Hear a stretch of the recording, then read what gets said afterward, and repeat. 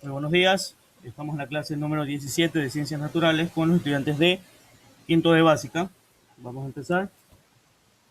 Les recuerdo, por favor, el icono nos indica cuándo debemos pasar el contenido a nuestro portafolio. El día de hoy nos toca ver el tema número 2 de la unidad 4. Se titula Las fuerzas y sus tipos. Pero antes de entrar en materia, debemos conocer varias definiciones básicas, entre ellas, obviamente, la definición de fuerza. ¿Qué es fuerza? Pues se entiende como fuerza a una magnitud que tiene la capacidad de modificar la cantidad o la dirección del movimiento o la forma de un cuerpo o de una partícula. Según este apartado de la ciencia conocido como mecánica clásica, la fuerza que se aplica sobre un cuerpo tiene una influencia sobre los cambios que ocurren en su estado de movimiento y puede agregar una aceleración o por el contrario puede provocar una desaceleración, es decir, puede incrementar la velocidad o reducirla. La fuerza tiene varias características como tal. Podemos mencionar tres principalmente, que es la que se encarga de describir la intensidad entre las interacciones de los objetos. Otra característica es que está muy estrechamente relacionada con la energía. Y finalmente podemos decir que toda fuerza se compone de una magnitud y una dirección. Ahora surge la pregunta, ¿cómo nosotros podemos medir, cómo podemos estimar la fuerza? Pues bien, de acuerdo al Sistema Internacional, que es un organismo internacional encargado de recoger todas las unidades de medida, la unidad con la que se mide la fuerza es el Newton, su símbolo es N, una N mayúscula, en honor obviamente al físico británico Isaac Newton. Y el Newton se entiende como la cantidad de fuerza que está aplicada durante un segundo a una masa de 1 kilogramo para adquirir la velocidad de 1 metro por segundo. Lo vemos ejemplificado aquí en el diagrama de la imagen, que la aceleración es igual a 1 metro por segundo cuadrado en una masa de 1 kilogramo. Ahora veremos los tipos de fuerza. Y los tipos de fuerza pues dependen de varios factores, entre ellos la interacción de dos o más cuerpos. Dentro de los conceptos relacionados a la fuerza tenemos dos tipos de cuerpos, agentes y receptores. Los agentes son aquellos que producen y ejecutan la fuerza y los receptores son aquellos que reciben esta fuerza, es decir, los que manifiestan los cambios. Hay dos tipos principales de fuerza. Podemos mencionar a las fuerzas de contacto y las fuerzas a distancia. Se llaman fuerza de contacto porque obviamente existe el contacto físico, un contacto directo entre dos cuerpos de cualquier masa.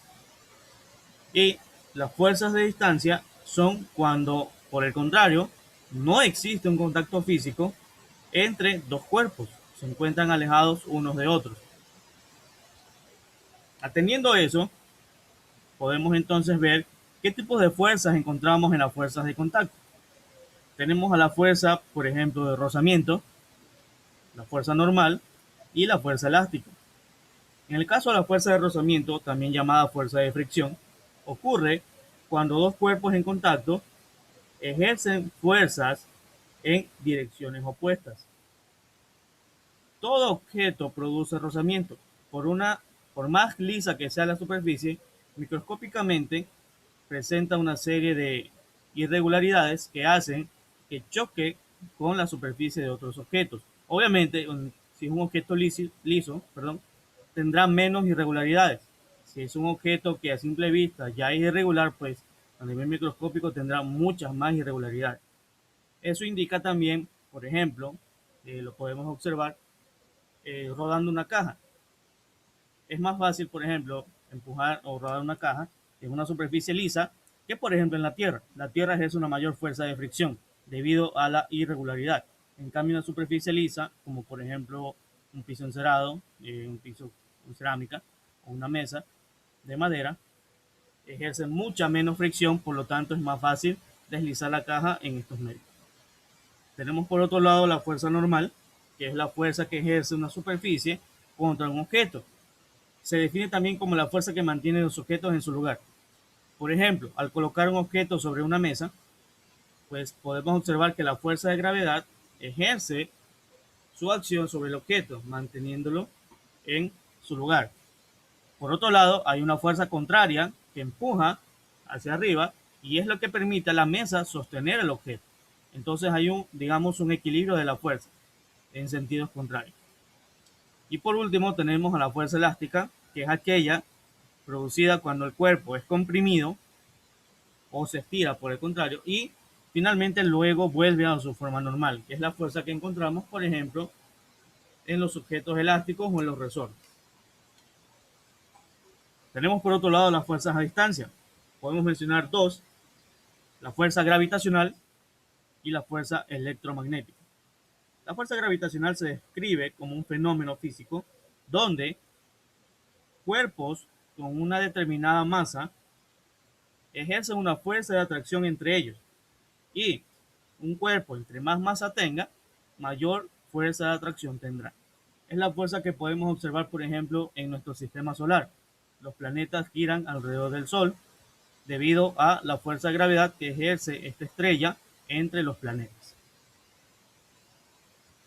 Por último tenemos a la fuerza electromagnética, que es la fuerza que poseen los cuerpos cuando sus partículas pueden ser atraídas o repelidas dependiendo de las cargas electromagnéticas. Es decir, el caso, por ejemplo, de los imanes, donde tenemos que las cargas iguales son repelidas, o sea, se rechazan, y las cargas diferentes son atraídas. En pocas palabras, positivo y negativo se rechazan, pero un positivo y un negativo, o un negativo y un positivo, se atraen. Aquí tenemos un par de videos complementarios sobre lo que hemos visto en esta clase, referente a la fuerza y movimiento. Y por el otro lado, como forma adicional, el funcionamiento de las leyes de Newton que definen a lo que es la mecánica clásica.